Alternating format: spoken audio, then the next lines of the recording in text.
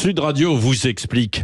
Le procureur de la CPI, de la Cour pénale internationale, demande un mandat d'arrêt contre Netanyahou et les dirigeants du Hamas. Alors on va essayer de comprendre avec vous Jean de Glignasti, directeur de recherche à l'IRIS, ex-consul général de France à Jérusalem, notamment auteur du livre France, une diplomatie déboussolée aux éditions à l'Inventaire. Bonjour à vous.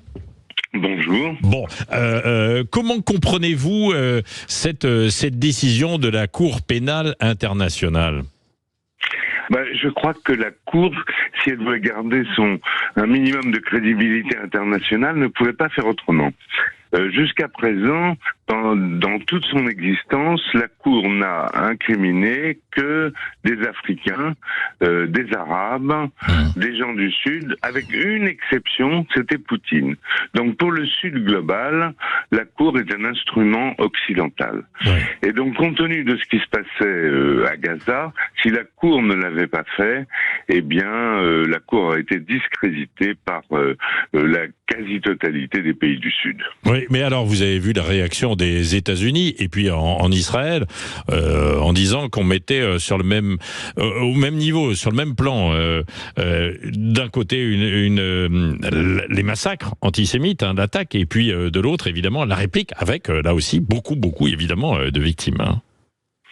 Alors les États-Unis qui ne sont pas signataires qui n'ont pas ratifié le statut de Rome, qui est le statut qui crée la Cour pénale internationale, avait déjà pris des sanctions contre les juges de la Cour pénale internationale qui avaient osé incriminer des Américains lors d'une opération de maintien de la paix.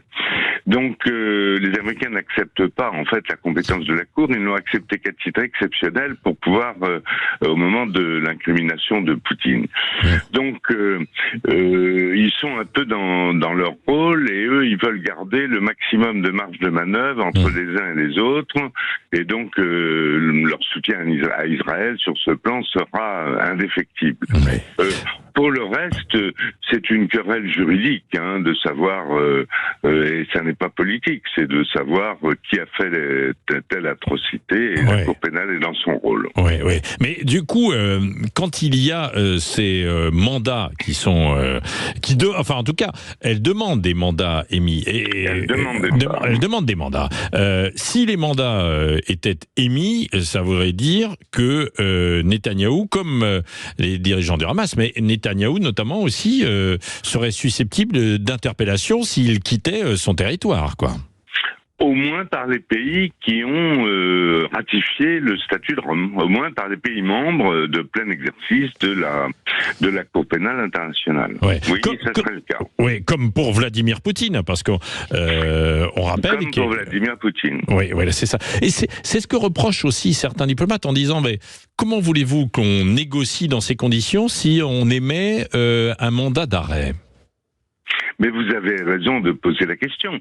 L'incrimination de Poutine était sans doute une erreur, puisque il est au pouvoir jusqu'en 2036, et que s'il y a une paix, ça sera avec lui qu'il faudra bien la négocier.